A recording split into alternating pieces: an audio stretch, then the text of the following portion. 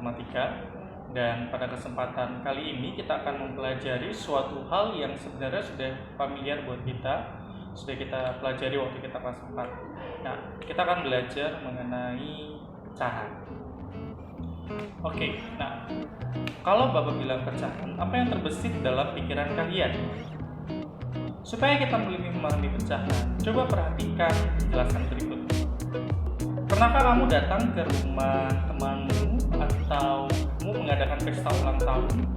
Atau kamu datang ke rumah temanmu yang mengadakan pesta ulang tahun? Di dalam pesta ulang tahun pasti terdapat kue ulang tahun.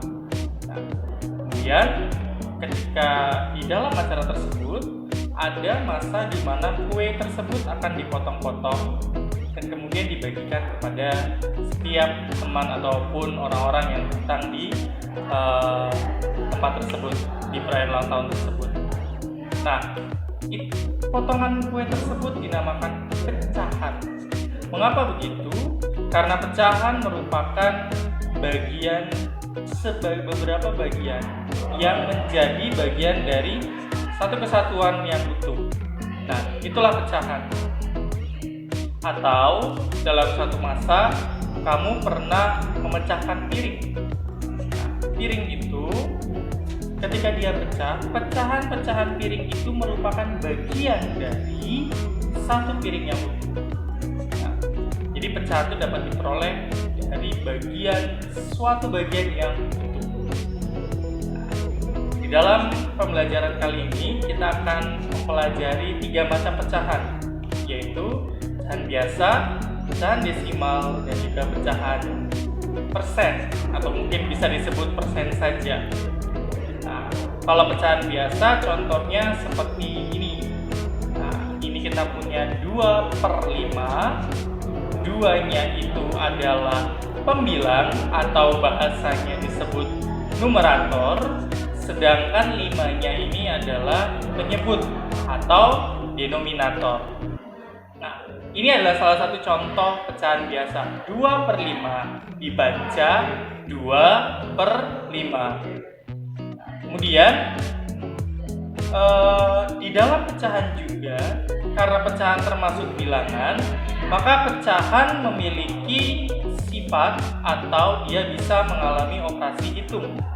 Nah, apa itu operasi hitung? Operasi hitung adalah suatu fungsi di dalam matematika yang berlaku pada bilangan. Operasi hitung itu diantaranya yang sudah kita ketahui. Yang pertama penjumlahan, kedua pengurangan, perkalian, dan juga pembagian. Nah, bagaimana dengan bilangan pecahan? Apakah bilangan pecahan juga bisa melakukan operasi hitung? Tentu bisa. Tapi ada aturan-aturan yang harus kita pahami, aturan-aturan harus kita mengerti sebelum kita bisa mengoperasikan hitung pecahan. Aturan penjumlahan dan pengurangan berbeda dengan aturan perkalian dan begitu juga dengan pembagian. Dan dari 3 macam pecahan ini juga ada aturan-aturan yang harus dipenuhi.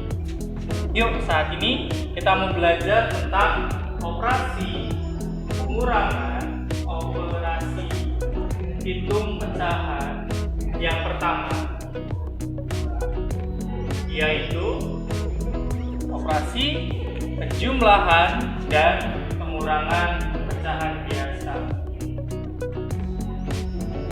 Penjumlahan dan pengurangan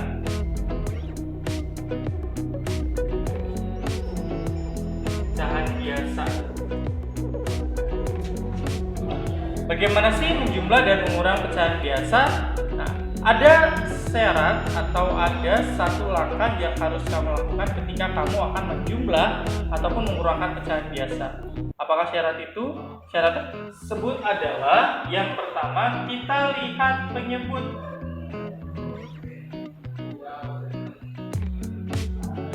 Penyebut atau bilangan yang di bawah.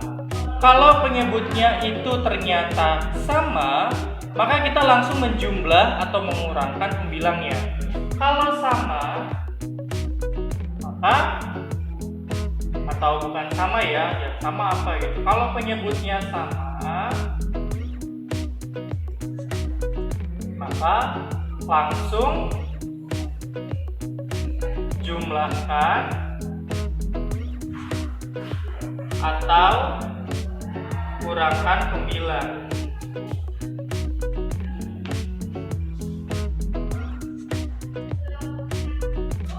Tapi kalau penyebutnya berbeda,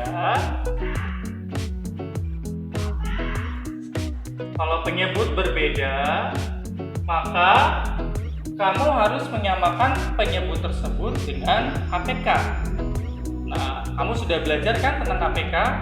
Kalau kamu masih kesulitan mencari tentang KPK, kamu bisa klik link yang Bapak sematkan di sudut video ini atau link yang ada di deskripsi video ini. Jadi kita bisa sama-sama belajar kembali, mengingat kembali bagaimana cara mencari KPK dengan cara-cara yang ada di dalam video tersebut sambil kita refresh memori. Jadi kembali ke pecahan, ketika penyebutnya berbeda, maka kita harus samakan penyebut, harus disamakan penyebut. Kalau tidak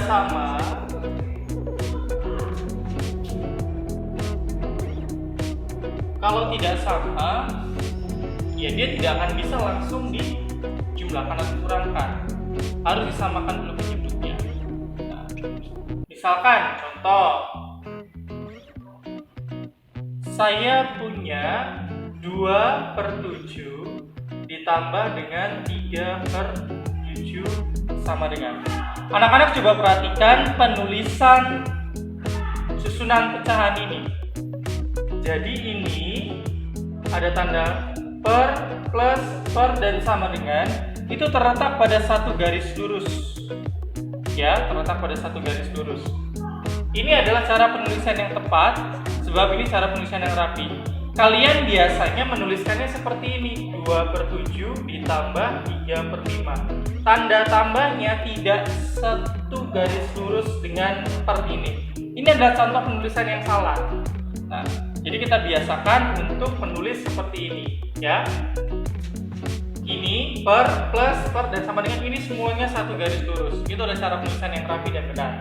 Nah, kita lihat penyebutnya berbeda. Kalau penyebut berbeda, maka kita cari KPK-nya. Bagaimana cara mencari KPK? Cara mencari KPK itu salah satunya yang bisa kamu lihat di klik link video tadi adalah dengan mencari kelipatannya. Kelipatan suatu bilangan adalah proses menjumlahkan bilangan tersebut dengan dirinya sendiri berulang kali. Jadi misalkan kalau 7, kelipatan dari 7 adalah 7, 14, 21, 28, 35, 42, 49, 56, dan seterusnya. Sedangkan kelipatan dari 5 adalah 5, 10, 15, 20, 25, 30, 35, 40, 45, dan seterusnya. Kemudian kita harus cari bilangan sama di antara dua kelipatan bilangan ini dan haruslah yang terkecil. Mengapa harus yang terkecil?